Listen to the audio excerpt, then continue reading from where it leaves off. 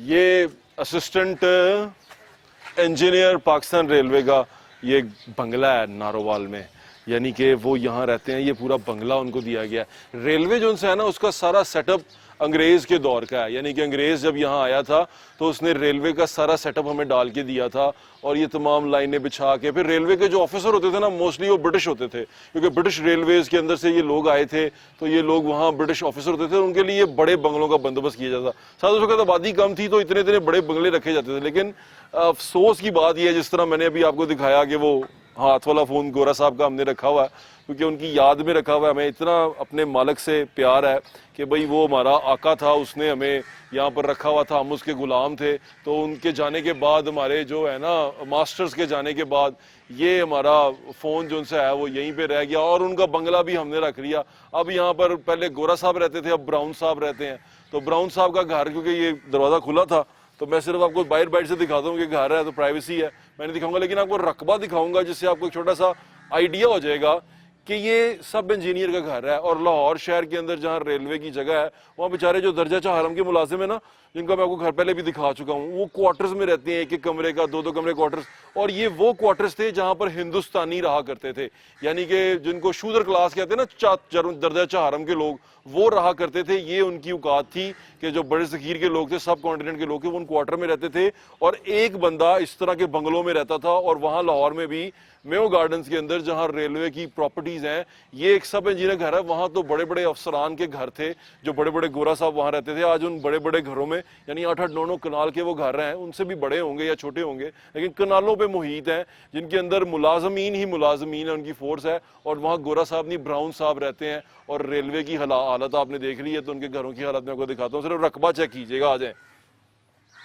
ये जो सा है बागीचा है, छोटा सा बेंच पड़ा हुआ है, बागीचा है। और बागीचे के अंदर ये पूरी एक बंगलो टाइप जगह है, जिसके अंदर वो रहते हैं, उनका घर है। इसके अंदर मुलाजमीन भी होंगे, इसके अंदर सारा कुछ होगा। एक बड़ी पुरफिजा किस्म की जगह है। और ये तमाम प्रॉपर्टी के अंदर अफसर साहब रहा करते थे। अब ये अफसरान जो से है ना, ये वो अफसरान है जो गोरे के दौर में गोरे हुआ करते थे, अंग्रेज़ हुआ करते थे। तो आज भी हम उसी, ये है गुलामी, जो गुलामी की असल डेफिनेशन है ना, वो ये है। ये यहाँ जहन में गुलामी है हमारे, हम जहनी गुलाम हैं। हम लीडर भी चुनते हैं ना, तो लीडर को गोरा ही समझ लेते हैं।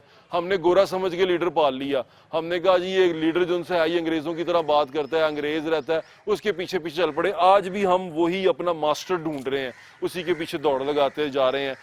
हमें अपनी खुशहाली चाहिए, हमें अपनी कौम की खुशहाली चाहिए, हमें अपने लोगों की खुशहाली चाहिए। मुझे यहाँ पर ये एक बंगले में एक रहता हुआ बंदा नहीं चाहिए। मुझे यहाँ इस बड़ी जगह में अगर और लोग जो ज़मीन पे सोते हैं, किसी जगह पे रहते हैं, वो लोग चाहिए जो यहाँ आके सेटल हो सकें। उन लोगों को, जहाँ 9 मुलाजिम एक बंदे के लिए रखे हुए हैं, वहाँ पर एक बंदा अगर जहन से काम करे तो वो 9 लोगों को एडजस्ट कर सकता है, उनकी ज़िंदगी बेहतर बना सकता है। लेकिन ऐसा कुछ नहीं हो रहा। क्यों? क्योंकि हम सबको बादशाह बनना है एक दिन। हम सब ख्वाब दिल में यही देखते हैं।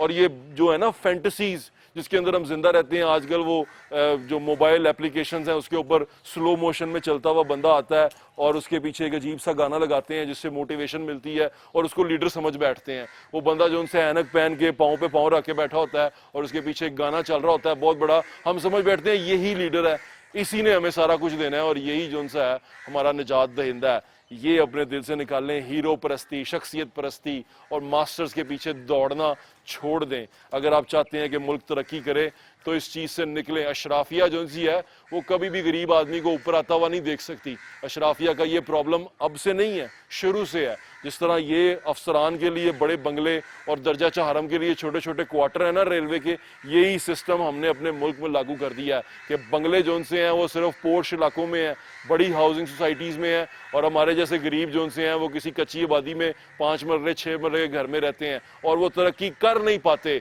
जो मुनसिफाना तकसीम है दौलत की, वेल्थ की, वो हो नहीं पाती और लोग जो हैं वहीं पे खड़े के खड़े रह गए हैं। इस तरह तरक्कियां नहीं होंगी, इस तरह लोग नहीं आगे बढ़ सकेंगे। हमें रोटी के इर्द गिर्द घुमा दिया गया, हमें जरिया मुआश हमारा जो है ना उसके अंदर उलझा दिया गया, यानी कि मुआश की तलाश में हम दर बदर होते जा रहे हैं। सिर्फ रोटी पूरी करने के पीछे भागते हैं। गरीब आदमी से पूछे वो कहता है यार सिर्फ रोटी कमा ली ये बहुत है, रोटी मिल जाए बहुत है। उसको ये है ही नहीं कि मेरा बच्चा तरक्की करे, साइंटिस्ट बने। आप किसी सोच सकते हैं कि रक्षा ड्राइवर ये सोचे कि मेरा बेटा जोन सा है वो एस्ट्रोनॉट बने, वो स्पेस में जाए और वहां डिस्कवर करे, वो कोई बहुत बड़ा साइंटिस्ट बने, वो कोई मेडिकल साइंस में तरक्की करे, वो इंसान के लिए कोई आसानियां पैदा करे। नहीं, हम ऐसा नहीं सोचते। हम अगर गरीब आदमी का बेटा वो यही सोचता है कि मेरे 4 पुत्र ने बड़े होंगे, एक पेंचर की दुकान खोल लेगा, एक रक्षा चला लेगा, एक किसी दुकान से मुलाजम लग जाएगा, तो घर दे विच 5-6 हज़ार रुपया आ जाएगा, तो भाजी बड़ी सोहनी लंघ जाएगी। ये टाइम पास करना है और यही हम आज तक करते आ रहे हैं।